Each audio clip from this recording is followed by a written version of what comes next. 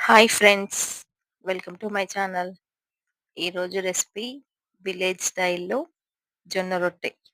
కట్టెలపై మీద ఎలా చేయాలో ఆ ఎక్స్‌పీరియన్స్ నేను మీతో షేర్ చేసుకుంటా. ఇప్పుడు మా మమ్మీ చేస్తుంది.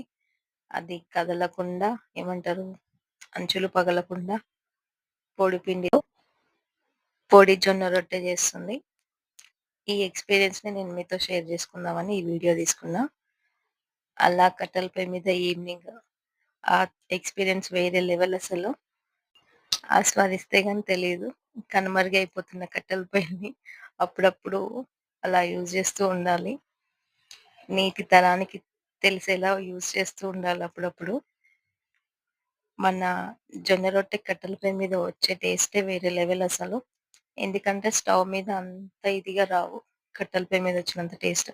ఏ రెసిపీ అయినా కట్టెల పొయ్యి మీద ఆ టేస్టే వేరే లెవెల్. ఎందుకంటే ఎనకటి వాళ్ళకి అదే గట్టేమో మరి.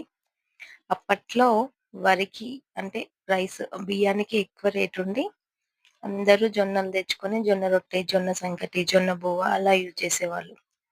అన్నం తింటుర్రంటే అమ్మో! వాళ్ళు పెద్ద ఆసాములు అందుకే అన్నం తింటుర్రు అనుకునేవాళ్ళు.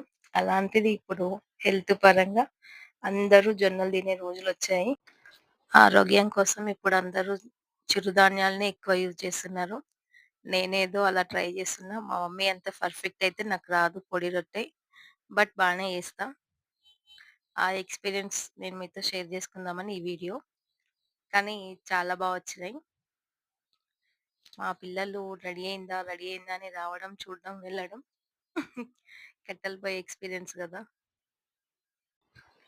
అప్పట్లో వాళ్ళకి గట్టి ఏంటి, అన్ని సంవత్సరాలు ఎందుకు బతికిర్రంటే వాళ్ళు ఇలా హెల్తీ అయిన రెసిపీస్ వల్లే అనుకోవచ్చు.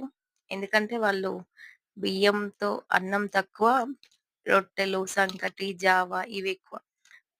అప్పట్లో వరికి ఎక్కువ రేటు వల్ల ఉండడం వల్ల అందరూ జొన్నలే పండించుకునేవాళ్ళు. అందులోనూ ఇవైతే మందు లేకుండా పండుతాయి. అంటే వరికైతే మందు కొట్టాలి. దీనికైతే అదేముండదు. వరాలకు పెట్టుకొని అలా ఇంట్లో మందం పండించుకునేవాళ్ళు. అందుకే వాళ్ళంత గట్టిగున్నారేమో! ఇదే మా జొన్న రొట్టె. Thank you. Thanks for watching.